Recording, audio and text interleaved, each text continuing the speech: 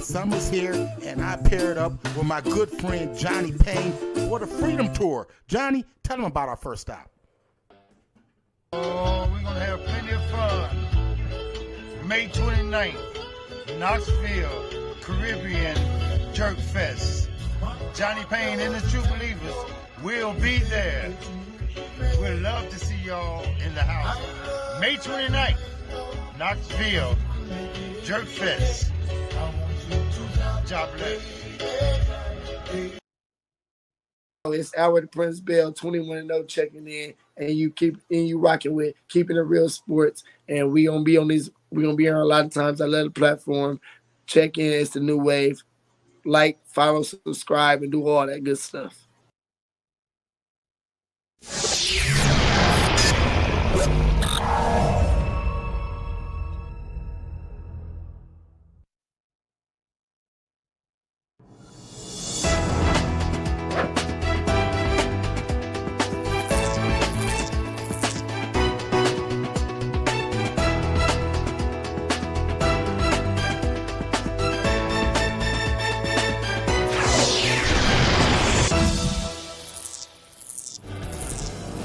Sports.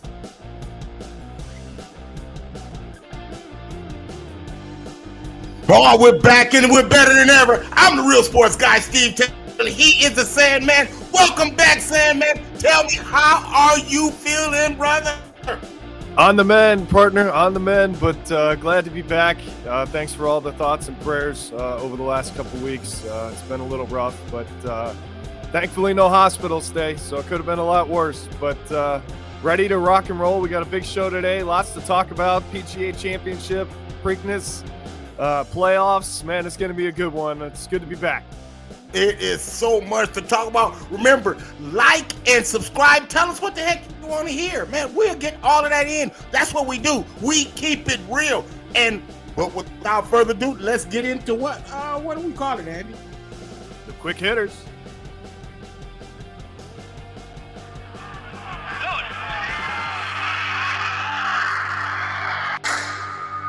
Quick hitters. What you got first, my friend? All right, Steve. Listen, I've been lucky enough to be able to watch the first two rounds of the PGA Championship, and it's been a dandy so far. Hats off to Tiger Woods, fighting his ass off through a lot of injury and some tough conditions the first day and a half. To get to the cut, he made the cut. He has no chance of winning this championship, but he made the cut. Can't tell him that, Andy. Yeah, you can't tell him that. I get that, Steve. But the way these other guys are playing, I mean, he's 12 shots off the lead, Steve. So yeah, he's 12 shots off the lead. But you got to, you know, Andy, you got to admit that back nine that he had was very Tiger-esque. I mean, it was. Aside, it was. He had to perform because he knew the cut was 4 under. He did a great job at adjusting. At the time, he was 5 over. He had to turn into Tiger Woods. He did exactly that. He came up with great shots, and if he can get type of conditions that he's going to get now, because it's raining right now, it's going to be soft conditions, it's going to be very favorable for those type of golfers. Hey, look, you never know. Guys come from, hey, listen, when Bubba Watson ties the all-time low at 63, Bubba came out of nowhere. Did Bubba come out of nowhere? That tells you all you need to know about how yesterday's conditions were in the afternoon. All right, no disrespect to Bubba, he played a great round of golf, but he cannot win this tournament. Okay, it's not going to happen. He just doesn't have the game. It's either going to be Justin Thomas or Will Zalatoris, and I think Thomas's experience is striking the ball extremely well. He is, but I think JT's experience and having done it before, and he's the best iron player in the world when he's on. I look for him to pull away this weekend. But all right. So we got the PGA to look forward to because of the rain. Yeah, that's okay. Pushing back is better than canceling, so hopefully we'll get some golf in later today. What else you all got? right. So we got the Preakness coming up today as well. Unfortunately, Rich Strike not going to race, so no chance of a Triple Crown. What a story that was in the Kentucky Derby a couple weeks ago. Wow. But looks like Epicenter is the odds-on favorite again, Steve. He really was the lock, so to speak, in the Kentucky Derby, and obviously that didn't work out for him. But I have a feeling this track, speaks to his level of racing a little bit better. Look for him to be in the thick of it today for sure. Epicenter is the best horse in the 9-horse field, hands down. Look for Epicenter to get it done today. All right. So then we've got the biggest story of the week outside of the NBA, NHL, or PGA Championship, and that's this little feud going on here. Oh, boy, I couldn't wait to get to this one. Yeah, Nick Saban opening his mouth where it shouldn't be open, Steve. That's the kettle calling itself black, if I've ever heard it. I think that he went after Jimbo unintentionally, and I think he's starting to regret the fact that he named Jimbo Fisher specifically. I do agree with Saban in one respect. This NIL shit is out of control, okay? I think it's ruining college sports. I think there needs to be a cap on it as far as what these athletes can earn. But the transferring and the buying of players, I think. Wait! Just wait a minute, Bennett. Wait just a doggone minute, Bennett. Look, Tricky Nicky, it was all right. He was just a year ago. You remember, he was the one that was bragging that his quarterback, Bryce Young, had gotten $1 million NIL deal, and he hadn't even played a snap at Alabama. So because Jimbo Fisher beat you to the punch and was able to secure the #1 recruiting class, you want to get ticked off? Come on, Nick. Come on, Nick. And then what made me mad is you drug in little bitty Jackson State, saying that they paid Travis Hunter $1 million to come to Jackson State. I'm like, are you serious, man? Are you serious? Deion Sanders said, I don't make $1 million. How the hell are we gonna pay him $1 million? I mean, come on, man. I mean, now you're going after little bitty HBSU schools. I mean, come on, Nick Saban. You got beat, you got your nose bloody. Hey, look, clean it up and go after it, man. Yeah, hasn't he won enough? I mean 7 national championships, right? Like, let somebody else have a chance. Alabama's still Alabama, Steve. They don't have to worry about buying players to get there, right? I mean, that's never going to change as long as Nick Saban is at Alabama. It's petty. It's petty to me. I think it's ridiculous. That Jimbo Fisher threw back, like, look here, some people, you're a narcissist, and if you really want to take and you want to call him a god, well then go really check God's resume, and you'll really be surprised at what you just might find. That's what I'm saying. I love what Jimbo, he was straight in line for saying what he said and protecting his kids and protecting the integrity of his program. Yeah, and Steve, it's only going to get worse. I mean, these are the scenarios that are forcing guys like Jay Wright to retire. NIL has been going on for years. The difference is it's legal now. Yes, Now we don't that's have to hide absolutely right. the crap, man. So look, shut up and deal with it. And you better hope that these kids don't go for this TV revenue. That's what you better hope. Yeah, I mean, let's hope, and now we've got the OHSAA saying that it could trickle down to high school. Are you see serious? what I mean? You see? But you can't blame it. Hey, but yeah. Come on, Let me high start. school. Yeah. That's a whole nother show for another time, right? All right, let's close out the quick hitters with the draft lottery. We've got the order came down on Tuesday night. Orlando wins the number 1 pick for the first time since 2004 when they took Dwight Howard. Oklahoma City has 2 in the top 15, Steve. They got number 2 and they have number 12 as well. Mm-hmm. Houston's going to get an outstanding player to pair up with Jalen Green, so their rebuild's going to be sped up quite a bit. And I think Detroit could end up with Keegan Murray, which will be a nice pairing with Cade Cunningham. So their rebuild might be on the rise as well. Give me your thoughts on Orlando getting the top pick, as well as who you believe the top pick is in this draft. We're going to obviously break this down more and more as we get closer to the NBA draft. We might have a few special guests from the NBA coming in as well. We're going to work on that too. So absolutely. Well, it's according to who you need. And Orlando, I think Jabari Smith fits better in Orlando for what they're doing as an organization. Mm-hmm. What I'm hearing, Andy, is that number 3 pick could be up for trade. The San Antonio Spurs are looking to get up into that 3rd spot to get one of the big 3. They're looking at a Chet Holmgren. They're looking at a Paolo Banchero. Those type of guys that can come in and fit right away with the young nucleus already being installed in San Antonio. Yeah, and the interesting one to me on that list, Steve, is Shaedon Sharpe, right? He didn't play at all last year, and yet he's in the top 10 according to Jonathan Gubney of ESPN. So have you seen him play? I have not. Well, I have. Yeah, he deserves to be there. Okay. Well, I'm not saying he doesn't. I'm just saying that name just kind of stuck out to me because everybody kind of may not know who he is, but so there you have it. So the NBA mock draft, the draft itself comes up later in June, as we know, after the NBA Finals. And we're going to talk about the NBA Finals and the NBA playoffs here shortly as well. But there you have it. There's our quick hitters. Pretty easy one this week, obviously, with the PGA and the Preakness. The one thing I'll say about the PGA, Steve, is there's just something about the majors, right? I mean, I don't watch every round of every golf tournament, okay?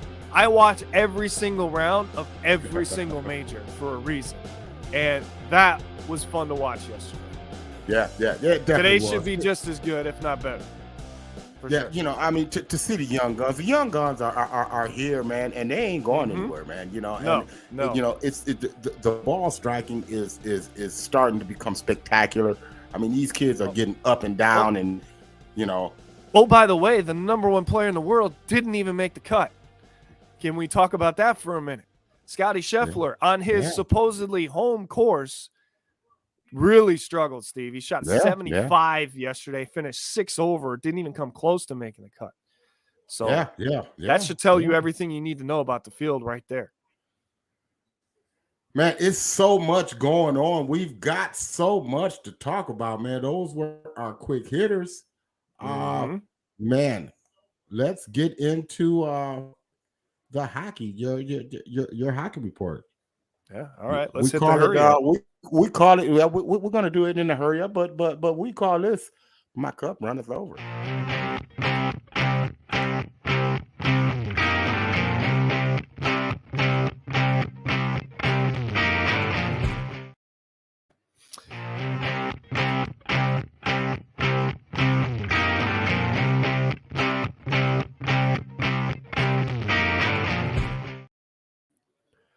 Just seeing that, it's just good to be back, man. I missed it last week, and it wasn't the same. I understand that, so I appreciate that. But so there it is. There it is. The NHL Stanley Cup hockey playoffs, and Andy, it has been fantastic. The last night's games were spectacular in their own right.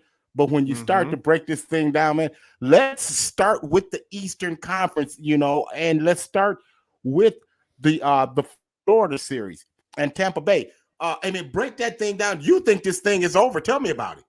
It's over, Steve, and I'll tell you why it's over. Because number one, Tampa Bay has an NHL record 17 consecutive wins after a loss, okay? So if they were to lose game 3, they're not losing game 4. Do you think a two-time defending Cup champion is going to blow a 3-1 lead? I don't. So, yeah, that one's over. Florida will be lucky to get 1, maybe 2, but I don't even see that happening. Tampa in 5. And the reason that series is over is because a mental collapse occurred in game 2 the other night. Florida had a chance to get that game to overtime, and for ungodly reasons beyond what I can comprehend, the defenseman Weegar goes down behind the net, Steve. Hello, there's already a defenseman on your own team covering behind the net. What happens when you cover behind the net twice? You leave a third guy high. What happens when the third guy's high? He buries the puck with 3.8 seconds left, and that's what Colton did against Bobrovsky. You cannot put that loss on Bobrovsky. He played his ass off. He played outstanding. They should have won that game. That was their game to win, Steve, and they didn't do it. And now Tampa goes home where Vasilevsky doesn't lose, where they don't lose, where that crowd is incensed because it's an in-state rivalry. Yeah, this one's over for sure. Move Tampa on. They're going to play the winner of Carolina and the Rangers in the Eastern Conference Finals. And Florida's going to have some hard lessons to learn after the series is over. So, yeah, that's my thoughts on that. And, Steve, let's not forget, Florida is 0 for 25 in the playoffs on the power play. You can't win in the playoffs if you don't execute on special teams, okay? Yes, you need goaltending. They've got that. That's not the problem like some people thought it might be, myself included. But 0 for 25 on the power play? Yeah. We're talking hockey, the Hockey Report with the Sandman, Andy Sanzar, and we're talking the Eastern Conference. And when we look at it, with the Rangers and the Hurricanes, the Canes get a big shutout victory. They came out, they got it done. They finally get the shutout. Talk to me about this series. At least New York is going home. Can they get it done? They might be able to get one. They might even be able to tie this series up, Steve. But Carolina's 6-0 at home in the playoffs, okay? I believe they have home ice in this series, and they will have home ice in the next series. So they're moving on, too. Shesterkin might be able to steal a game, maybe 2, like I said, at home, because he has that ability. But Carolina at home is a lock. And on top of that, they are the number 1 defensive team in the NHL in the playoffs overall, whether it's home or away.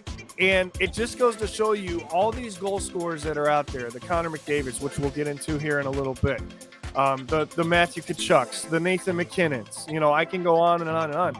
You still have to play defense to win the hockey game. And Carolina plays the way that they're coached. And Rob Brindamore won the Jack Adams last year. He's got them in the playoffs for the 4th consecutive year for the first time in franchise history.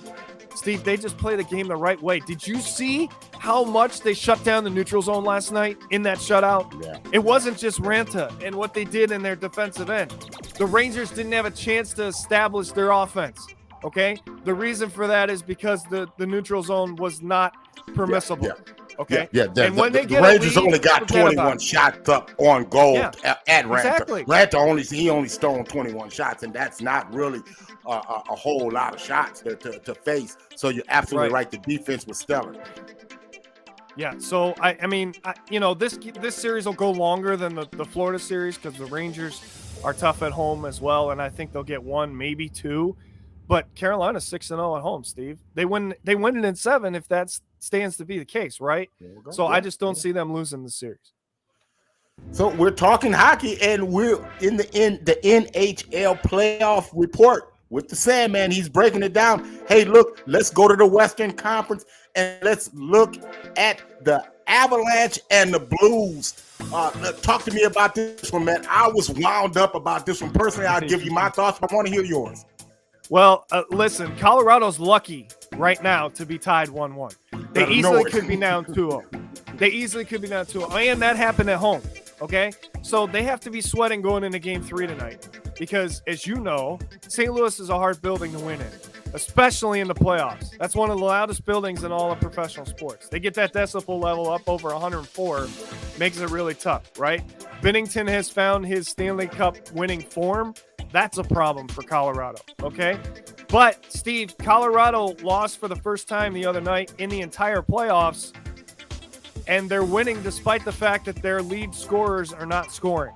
So if I'm an Avs fan, I have that to fall back on at least right now. This is going to be a hell of a series.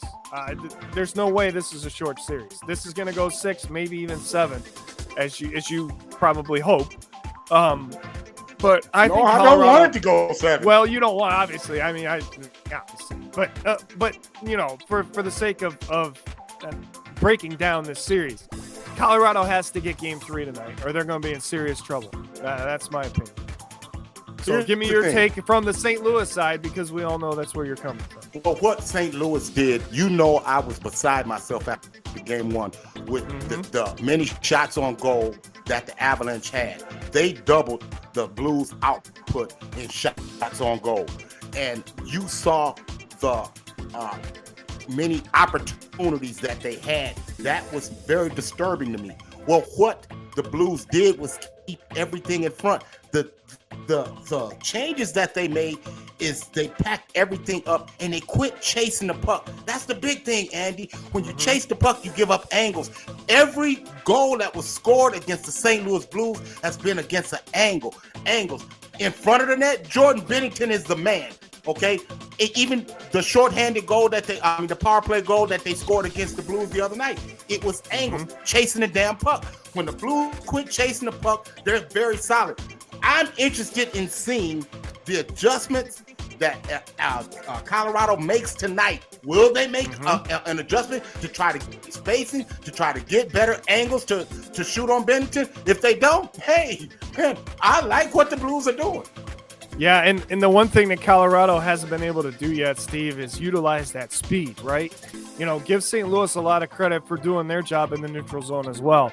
If Colorado can find a way to get better breakouts and get up the ice faster, that's when St. Louis is in trouble. Let's keep an eye on that tonight. So let's move along and get to the last game, the game last night. Edmonton comes up big. They win it 5-3, scoring 4 unanswered goals against the Flames. This is the battle of Alberta. Give me your thoughts on this one. I knew this was going to be a long series, okay? And the reason is these two teams know each other better than any two teams left in the playoffs. That's including the Florida rivalry, okay? This rivalry goes back to the 1800s, Steve. Before the NHL was the NHL. That's how much of a rivalry this is, okay? But both goalies struggle against each opponent, right? Jacob Markstrom in the last 2 years with Vancouver and Calgary, his record against Edmonton is 7-7 with a 3.86 goals against. That ain't getting it done, okay? Mike Smith, same thing, 1-5 in his last 6 prior to last night against Calgary while in Edmonton. So it's going to come down to which one of these guys can keep the puck out of the net, because both teams can score, Steve. Both teams have the ability to score. Boy, can pour them in. 15 in the first game alone combined, right? 9-6 was the final. Last night, 8 more, 5-3, right? Edmonton comes in, they get a split. I'd look for the series to get split in Calgary and come back tied 2-2. That's the way I see it. I'm just going to tell you this. I mean, in Edmonton, Calgary cannot expect to score 9 goals every dadgum game. I know the Kachuk is good. I understand that. But you know, and Johnny Gaudreau is playing at an MVP level.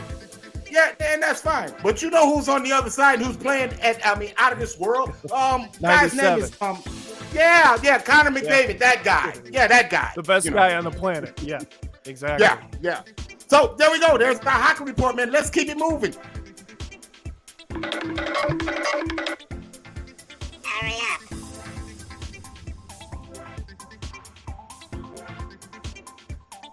And then we get to the NBA playoffs. That brings us to just that. Andy, last night, Kevin Looney happened. Golden State, they take a 2-0 lead. Give me your thoughts on what happened in the Western Conference last night. Dallas had a 19-point lead on the road, right? Which you said was going to happen. I'll give you credit for that, because you said Dallas would shoot better in Game 2, and that's what they did. But Steve, you cannot lose that game. You can't. You can't lose that game and expect to win the series. I'm sorry. I think the series is over. Maybe 5, at the most 6. But you cannot lose that game up 19 on an NBA championship caliber roster, right? And oh, by the way, Steph Curry got it going at the end of that game. So look out for that in Game 3 tomorrow night. Yeah, real quick, man. Your thoughts on the Eastern Conference Finals? Well, we've got Game 3 tonight, right? I mean, that should be a good one. But, you know, the question in this series is who is going to step up and help Jimmy Butler? Okay? Because if nobody can do that, this thing's over in 5. All right? That's how good Boston is right now. Whether it's home or road, it doesn't matter, Steve. The makeup of that team is built to win in the playoffs, whether they're on the road or at home. They did a tremendous job bouncing back and getting Game 2 the other night. Even though Butler had another 30-point night, but Steve, where's the help? He had it in Game 1. Look at the difference, right? He had it in Game 1. Hero stepped up. He had 20-25. That helped, right? Where is Bam Adebayo? Do we need to put an RPB out for Bam Adebayo? Where is this guy? He's got to step up, Steve, and it starts tonight. Otherwise, they're going down 2-1, and they're going to be in serious trouble having Game 4 in Boston. Yep, so there it is. There's our NBA report. Andy, let's go between the gloves.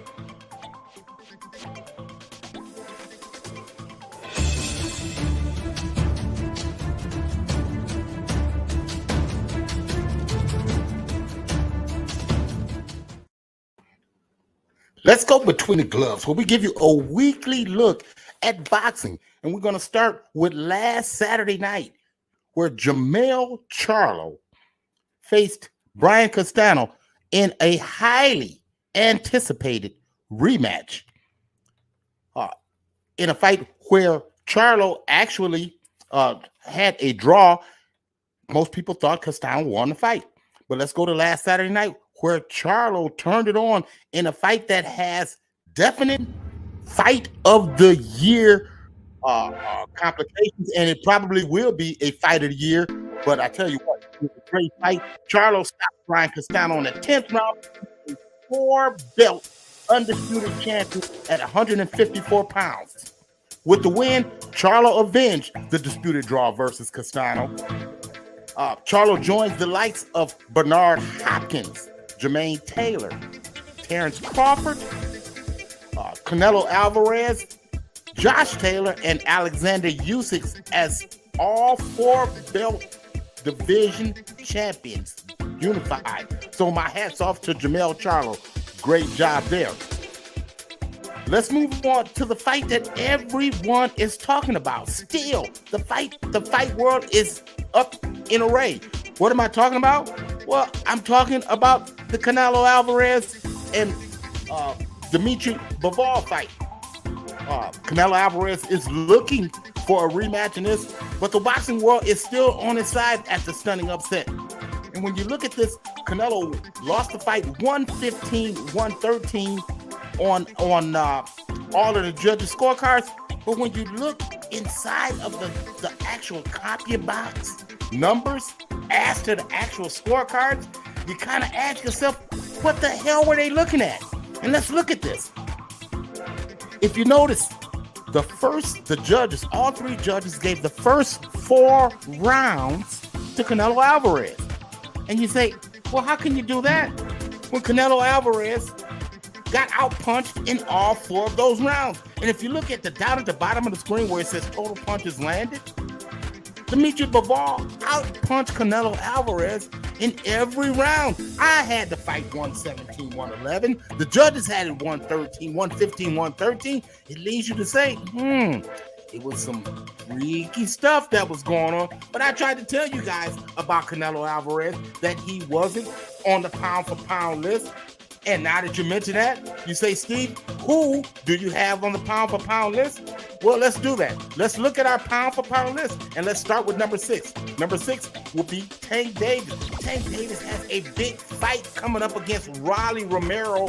That'll be next Saturday night. We'll talk more about that. But Tank Davis, his ability to punch, he cannot be denied. So we've got Gervonta Tank Davis at number 6. Well, Steve, who do you have at number 5? Well, who do I have at number 5? The up-and-coming superstar, Shakur Stevenson. This kid here is definitely on the rise. 18-0, not a big punch, but he's starting to come into it. Shakur Stevenson, we got him at number 5 on our pound-for-pound list. Number 4, who do you got? Well, I've got Spence. And I tell you what about Spence. You can say what you want to say, but technically sound, there is no fighter better. I really like what he brings to the table. We're looking forward to the big fight, potentially against Terrence Bud Crawford. But Earl Spence, he comes in at number 4. Well, Steve, who do you got at number 3? Well, to me, that's real easy. They call him the monster. I call him the body snatcher. But if you look at Inoue, the monster, and his ability to be able to punch, you gotta really like this guy. He breaks down his fighters.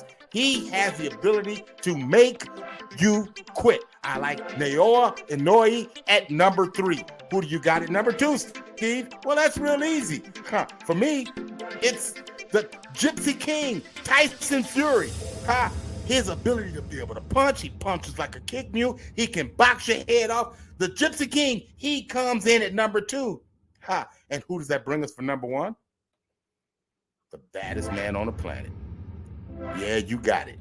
Terrence Bud Crawford, number 1. Any questions? Really can't be much to say. Bud Crawford, his ability to be able to punch, that was it. That was our pound-for-pound boxing list. Terrence Bud Crawford was number 1 on that list. And let's look at the list itself. There you go.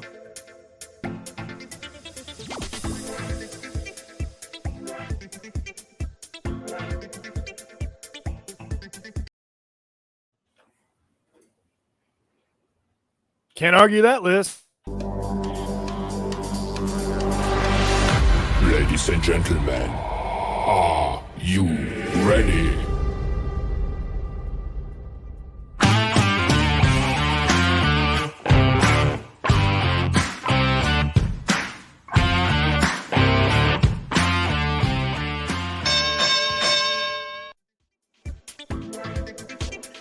Who is the best player remaining in the playoffs? Who you got? Let's debate it.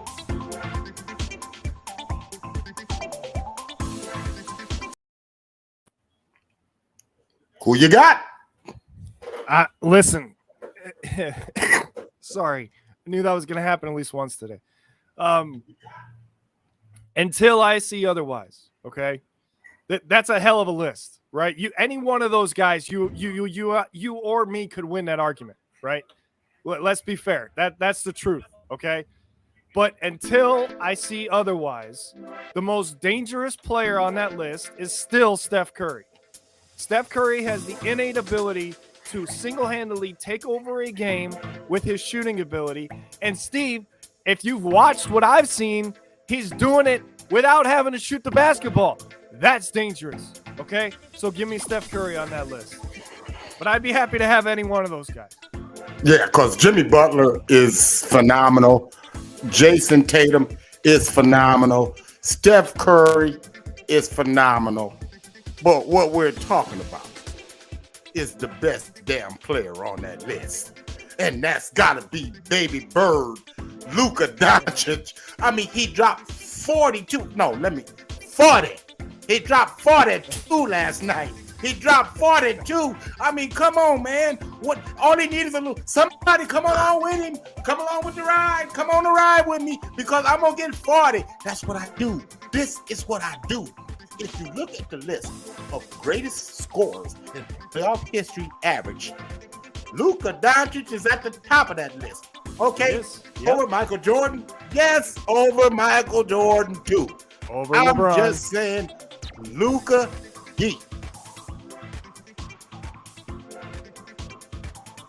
All right, what's next? Was Patrick Beverly out of line for remarks made about Chris Paul this week? Let's debate it.